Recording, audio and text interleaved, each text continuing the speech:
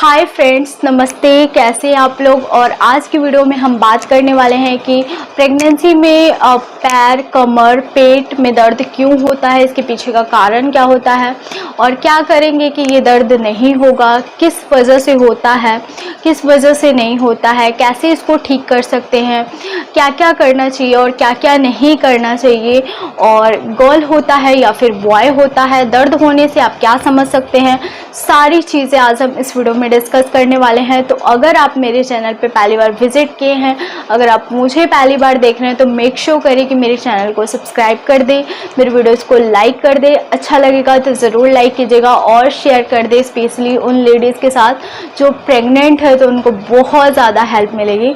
तो चलिए फिर बिना देरी के वीडियो स्टार्ट करते हैं।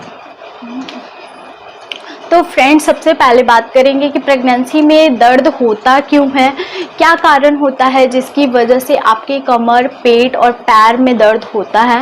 इसके लिए आप मेडिसिन भी नहीं खा सकते हैं। जैसे कि आप नॉर्मल डेज में आपको अगर पेन हो तो आप मेडिसिन ले सकते हैं, लेकिन प्रेगनेंसी के दिनों में आप मेडिसिन नहीं ले सकते। सिर दर्द, पेट दर्द, कोई चीज़ की आप मेडिसिन बिना डॉक्टर के पूछे आप नहीं ले सकते हैं।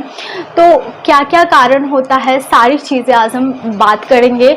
तो सबसे पहले बात करते हैं कि प्रेगनेंसी के दौरान आपके कमर में, जनरली लेडीज़ के कमर में बहुत ज़्यादा प्रॉब्लम्स रहता है। अगर आपके पूरा जो पेट का वज़न है वो कमर पे ही पड़ता है, अगर उसमें भी अगर आपका पोस्टीरियर है प्लेसेंटा का पोजीशन, तो वो लेडीज़ को है, तो जिसका पोस्टीरियर प्लेसेंटा है उसको दर्द ज़्यादा होगा कमर में इंटीरियर वाले से।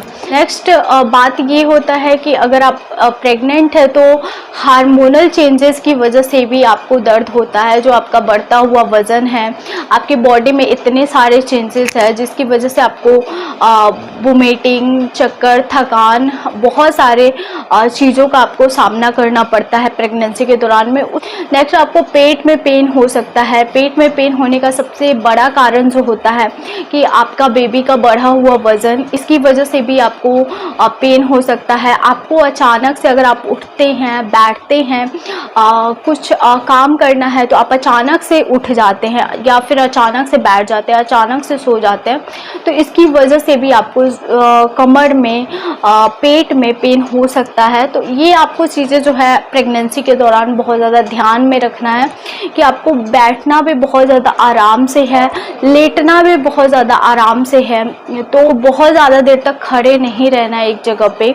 इसकी वजह से भी आपके कमर में, पैर में दर्द हो सकता है। तो आप ये सारी चीज़ें जो है अवॉइड करें अपनी प्रेगनेंसी में। अपनी प्रेगनेंसी में इन बातों का ध्यान देना है कि आपको लगातार 1 घंटे या फिर आधा घंटे तक कोई काम नहीं करना है, आपको बीच बीच में रेस्ट करना है, देन आपको फिर से काम करना है। आप अगर खाना ही बना रहे हैं तो लगातार 2 घंटा, 2.5 घंटा तो आराम से लग जाता है किचन में, तो आपको 2-2.5 घंटा बिल्कुल खड़े नहीं रहना है। आपको बीच में या फिर चेयर पे आप थोड़ा देर बैठ जाइए या फिर लेट जाइए, जाके थोड़ा पानी पी लीजिए, थोड़ा कुछ, सारी चीज़ों से आपको जो है पेन को रिलीफ मिल सकता है। और नॉर्मली डेज़ में अगर आप थोड़ा रेस्ट कर लेते हैं तो ये पेन आप देखेंगे कि बहुत ज़्यादा रिलीफ मिल जाता है। उसमें अगर आप लगातार काम करते हैं कि नहीं, आप काम ख़त्म करके ही रेस्ट करेंगे, तो वो प्रॉब्लम्स आपकी ज़्यादा बढ़ जाएगी, स्वेलिंग हो सकता है और दर्द इतना भी हो सकता है कि आपको कंफर्टेबल ना लगे। आपकी ही बात नहीं होती है, आपके बच्चे की भी बात होती है, अंदर आपके बेबी को भी प्रॉब्लम होती है। तो कोई चीज़ ऐसा मत कीजिए जो जिसमें आप कंफर्टेबल ना हो। बिल्कुल आराम आराम से कीजिए, उसमें आपके बेबी को कोई नुकसान ना पहुँचे। ये चीज़ें आपको मेक श्योर करके कोई काम आपको करना है। जांघों में दर्द हो सकता है, पैरों में दर्द हो सकता है, बहुत ज़्यादा देर तक आप रनिंग कर रहे हैं, हार्ड योगा कर रहे हैं, तो ये हार्ड आपको कुछ भी नहीं करना है। अगर आपको योगा बहुत ज़्यादा कंफर्टेबल नहीं लग रहा है तो आप ब्रीदिंग एक्सरसाइज कर सकते हैं। ब्रीदिंग एक्सरसाइज आपको नॉर्मल डिलीवरी में बहुत ज़्यादा रिलीफ मिलता है।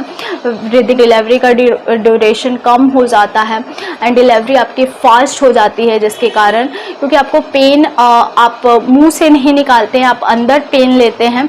तो जैसे आप पेन लेंगे अंदर तो अंदर पुश होगा तो बेबी जल्दी डिलीवर होगा। तो आप ब्रीदिंग एक्सरसाइज बहुत ज़्यादा ही फ़ायदा करता है, तो आप कर सकते हैं। मैं अपनी प्रेगनेंसी में वही चीज़ें बहुत ज़्यादा ट्राई की थी, तो मेरी जो डिलीवरी है बहुत जल्दी ही हो गई थी। अगर आपने मेरी डिलीवरी स्टोरी नहीं देखी तो प्लीज़ जाके देखिए, मेरे चैनल पे मैंने अपलोड की है कि मेरी नॉर्मल डिलीवरी कैसे हुई थी। डॉक्टर के बोलने के बाद भी कि मेरा सी सेक्शन हो जाएगा, उसके बाद भी मेरी नॉर्मल डिलीवरी हो गई थी।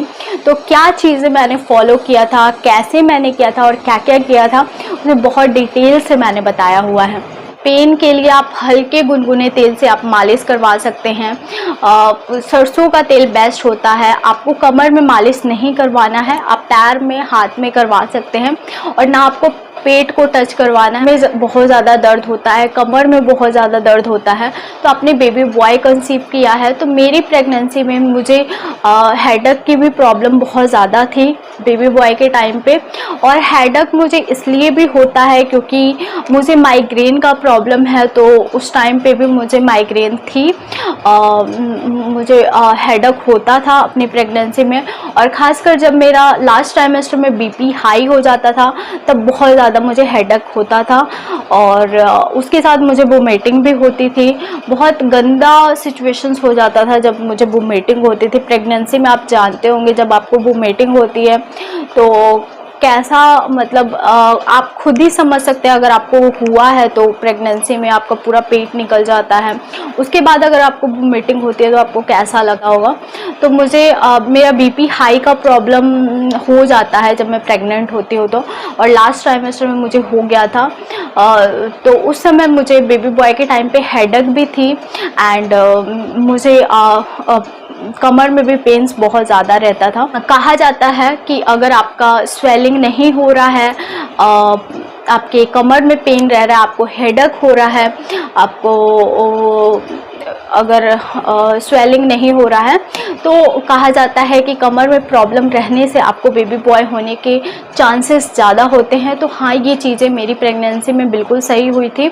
और मुझे पेट में पेन रहता था बेबी गर्ल के टाइम पे बहुत ज़्यादा, स्टार्टिंग से ही मुझे पेट में पेन रहता था। और लास्ट में अगर आपको डिलीवरी के टाइम भी अगर आपके कमर से पेन आता है तो कहा जाता है कि आप बेबी बॉय कंसीव किए हैं। तो ये चीज़ें जो है मेरे कंडीशन में बिल्कुल सही हुई है। एंड मुझे बेबी गर्ल के टाइम पे पेट में स्टार्टिंग से पेन था, और बेबी बॉय के टाइम पे कमर में पेन रहता था। तो पेट और कमर सब में आपको पेन हो जाता है क्योंकि वो सिचुएशन ही अलग होता है। मुझे लास्ट ट्राइमेस्टर में पेट में भी पेन रहता था, पूरे बॉडी में पेन्स रहता था बिल्कुल। उस समय आप सोच सकते हैं एक लेफ़्ट राइट आपको करना है तो वो बहुत बड़ा टास्क हो जाता था। एक वॉशरूम जाना बहुत ज़्यादा बड़ा टास्क हो जाता था लास्ट ट्राइमेस्टर में, स्पेशली जब आपका पेट पूरी तरीके से बाहर निकल जाता है। आपका पैरों में क्रैम्प्स स्टार्ट होते हैं, और पैरों में क्रैम्प्स मुझे बेबी गर्ल के टाइम पे बहुत ज़्यादा रहती थी। बेबी बॉय के टाइम पे लास्ट में रहती थी लेकिन बहुत ज़्यादा नहीं, लेकिन बेबी गर्ल के टाइम पे बहुत ज़्यादा थी क्योंकि उसमें बिल्कुल मेरा पैर सुन्न हो जाता था और क्रैम्प्स बहुत ज़्यादा होते थे। हो रहे हैं तो थोड़ा देर अपने पैर को रिलैक्स दीजिए, थोड़ा देर बैठ जाइए, या फिर थोड़ा देर जिस मतलब सिचुएशंस में हैं, आप लेटे हुए हैं तो आप उसी तरीके से रहिए। कभी कभी क्या होता है कि अगर आपके पैरों में सोए सोए भी क्रैम्प्स हो जाता है, अगर आप लेफ़्ट राइट करते हैं तो पैरों के नीचे आप पिलो रख सकते हैं, 2 पिलो रख के आप ऊंचा कर लीजिए, तो इसमें पैरों में क्रैम्प्स होने के चांसेस कम होते हैं। क्योंकि कई बार इस कारण से भी होते हैं, जैसे मुझे बेबी बॉय के टाइम पे लास्ट ट्राइमेस्टर में बहुत ज़्यादा होते थे क्योंकि मेरा पेट बहुत ज़्यादा बाहर निकल गया था, और जब मैं पैर के ऊपर पैर रखती थी तो बहुत ज़्यादा देर तक रखने की वजह से भी क्रैम्प्स होते हैं। तो आप पैरों के बीच में एक पिल्लो रख सकते हैं जिसकी वजह से काफ़ी रिलीफ मिलता है। तो आई होप आपके जो सारे डाउट्स होंगे आज की वीडियो में क्लियर हो गए होंगे। अगर हाँ तो मेरे वीडियो को थम्स अप ज़रूर दीजिएगा, सब्सक्राइब कीजिए नीरू ब्यूटीफुल कॉर्नर को और भी अच्छे और इंटरेस्टिंग वीडियो के लिए। मुझे इंस्टाग्राम पे ज़रूर फॉलो कीजिए, वहाँ पे मैं रील्स, फैशन वीडियोस और लाइफ अपडेट डालती हूँ। अपने बेटे के साथ मैं रील्स डालती हूँ, लाइफ अपडेट डालती हूँ, बेटे का फ़ोटो अपलोड करती हूँ, मैं कहाँ जा रही हूँ, क्या करती हूँ, सारी चीज़ें मैं इंस्टा पे सबसे पहले शेयर करती हूँ। तो प्लीज़ फॉलो कीजिए। तो चलिए फिर मिलते एक नए और इंटरेस्टिंग वीडियो के साथ, तब तक के लिए बाय फ्रेंड्स, लव यू।